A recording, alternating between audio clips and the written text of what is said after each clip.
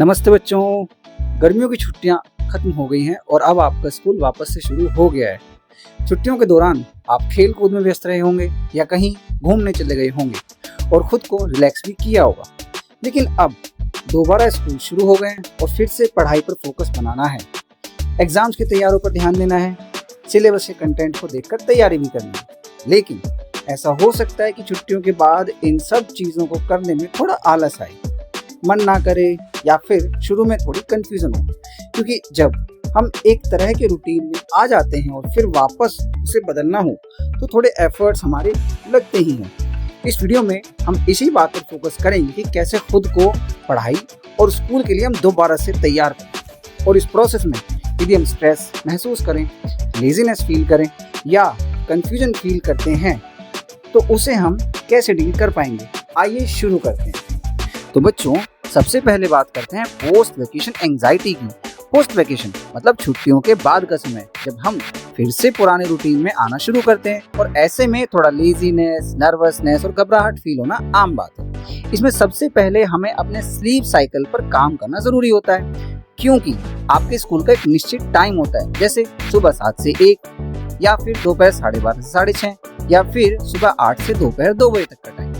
तो स्कूल के लिए खुद को प्रिपेयर करना बहुत जरूरी है ताकि स्कूल टाइमिंग में आप पढ़ाई पर फोकस कर पाएं। और इसी दौरान हमें अपने क्लासमेट्स और टीचर से भी बात करना जरूरी है, जिससे कि अपने सिलेबस की समझ बन पाए, जिससे कि कंटेंट के नएपन से आप घबराएं नहीं और आपकी समझ भी बेहतर हो पाए, ताकि जब एग्जाम्स में वो चीजें पूछी जाएं तो आप आराम से रिस्पॉन्ड कर पाएं। पोस्ट वेकेशन एंजाइटी को डील करने में अगला स्टेप है टाइम मैनेजमेंट। और जब हम टाइम मैनेजमेंट की बात करते हैं तो इसमें टाइम से पहले बात आती है सेल्फ मैनेजमेंट। हम खुद को समय के अनुसार कैसे मैनेज करते हैं, क्योंकि हर किसी के पास 24 घंटे ही होते हैं अपने सभी काम निपटाने के लिए। फिर वो चाहे एक स्टूडेंट हो, टीचर हो, पुलिस ऑफिसर हो, आर्मी ऑफिसर हो या फिर कोई पॉलिटिशियन हो या कोई भी व्यक्ति हो, हम सभी के पास 24 घंटे ही हैं।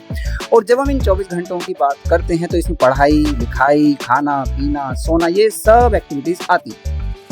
यदि हम स्लीप से शुरुआत करें तो इसका शेड्यूल होना भी काफ़ी हेल्प करता है, क्योंकि जब हम समय से सोएं, एक अनडिस्टर्ब नींद लें तो अगले दिन रिलैक्स फील करते हैं, और रिलैक्स फीलिंग हमें नेक्स्ट काम के लिए एनर्जी भी देती है। और इस एनर्जी को बढ़ाने के लिए या ज़्यादा समय तक महसूस करने के लिए एक्सरसाइज का टाइम निकालना भी ज़रूरी होता है। फिर हमें देखना है कि कितना देर होमवर्क करना है, कितना देर खेलने जाना है।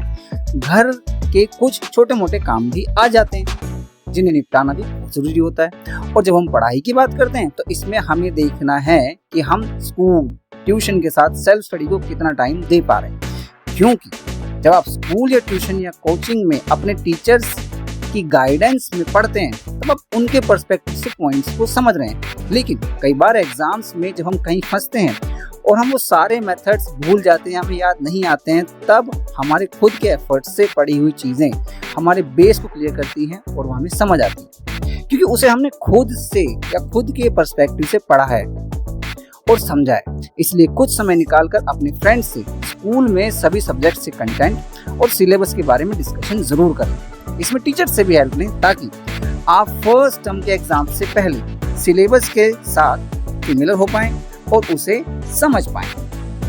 पोस्ट वेकेशन एंजाइटी को डील करने के लिए टाइम मैनेजमेंट के बाद हमारा अगला टारगेट है अपने लिए कुछ गोल सेट करना। अब क्योंकि हम सब इतने स्मार्ट हैं तो हमारे गोल भी कैसे होने चाहिए?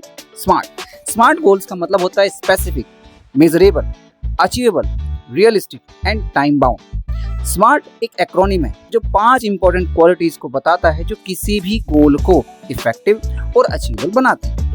सबसे पहले बात की स्पेसिफिक। आपका गोल क्लियरली डिफाइंड होना चाहिए। हमें क्या करना है, क्यों करना है, कैसे करना है, इसका जवाब मिलना चाहिए। जैसे कि अगर हम एग्जांपल देखें तो मैं मैथ्स में 90 मार्क्स लाना चाहता हूँ, ये स्पेसिफिक है, ना कि सिर्फ मैं मैथ्स इंप्रूव करना चाहता हूँ। फिर आती है बात मेजरेबल, यानी एक ऐसा गोल जिसे हम माप सकते हैं, जिसे हम मेजर कर सकते हैं। आपके गोल के रिजल्ट को जब मेजर किया जा सकता हो ताकि आप जान पाएं कि आप प्रोग्रेस कर भी पा रहे हैं या नहीं कर पा रहे हैं। जैसे कि एग्जांपल, मैं रोज 2 घंटे पढ़ाई करूंगा, ये मेजरेबल है। आप अगर सोच ले कि भाई मैं रोज पढ़ाई करूंगा, कितना पढ़ाई करेंगे, तो 2 घंटे।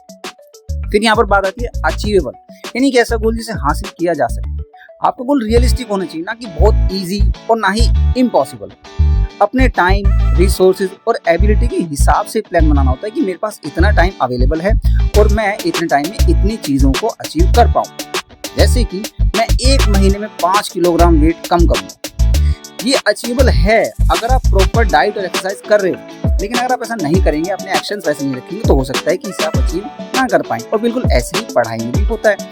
फिर बात आती है आर यानी कि रेलेवेंट, एक ऐसा गोल जो कि आपके लिए उपयोगी हो, आपके लिए जरूरी हो, आपके लिए मीनिंगफुल हो और आपके लाइफ के पर्पस से जुड़ा हुआ भी हो। ऐसा गोल जो आपकी ग्रोथ या इम्प्रूवमेंट में आपकी हेल्प करे। जैसे कि मैं इंग्लिश बोलना सीखूंगा ताकि जब जॉब इंटरव्यू में जाऊं तो मैं कॉन्फिडेंट फील कर पाऊं। और फिर एक बात आती है टाइम बाउंड, यानी कि हमारे गोल को टाइम बाउंड होना जरूरी है। गोल के साथ एक डेडलाइन होनी चाहिए। टाइम लिमिट होने से हमारी मोटिवेशन बनी रहती है। जैसे कि मैं 30 दिन के अंदर अपनी एक बुक कंप्लीट कर लूँ, या फिर आने वाले 2 हफ्तों में मैं अपने मैथमेटिक्स के इस एरिया को कंप्लीट कर लूँगा ताकि मैं अपने अगले एरियाज पे काम कर पाऊँ। बच्चों, स्मार्ट गोल्स को समझने के बाद अगर हम ये देखें कि आखिर इसके फायदे क्या हैं, तो इसमें सबसे पहली चीज ये है कि स्मार्ट गोल से हमें एक क्लियर डायरेक्शन मिलती है। हमें रास्ता समझ में आता है कि हमें क्या करना है। स्मार्ट गोल से आपको पता होता है कि एग्जैक्टली मुझे करना क्या है, कब करना है और कैसे करना है। और फिर इससे हमारी कंफ्यूजन भी कम होती है। हर स्टेप क्लियर होता है, प्रोग्रेस ट्रैक करना इजी होता है। स्मार्ट गोल्स मेजरेबल भी होते हैं, इसलिए आप इजीली देख सकते हो कि कितना काम हो गया है और कितना बाकी है।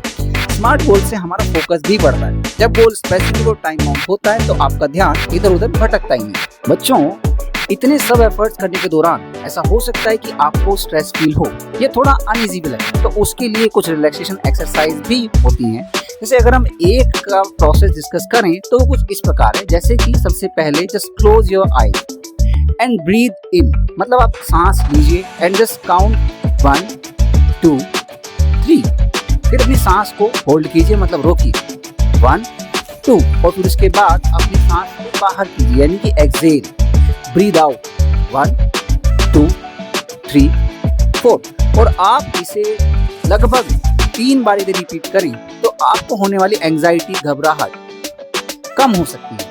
और आप इसे यदि एग्जाम्स से पहले या एग्जाम्स के दिनों में यूज करें तो आपको कहीं ना कहीं बहुत ज्यादा हेल्प मिलती है।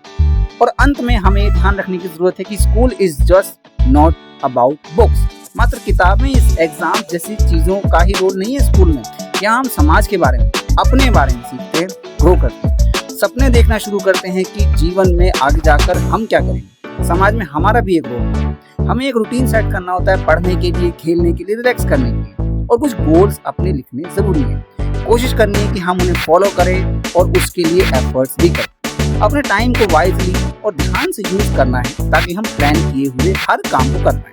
अब आपको कमेंट में बताना है कि आपकी क्या फीलिंग्स हैं और आपकी क्या गोल्स हैं जिन्हें आप आने वाले समय में अचीव करें। और यदि आपको लगता है कि आपके गोल्स में हम आपकी हेल्प कर सकते हैं तो आप उन्हें भी कमेंट्स में जरूर लिखिए। धन्यवाद, बाय।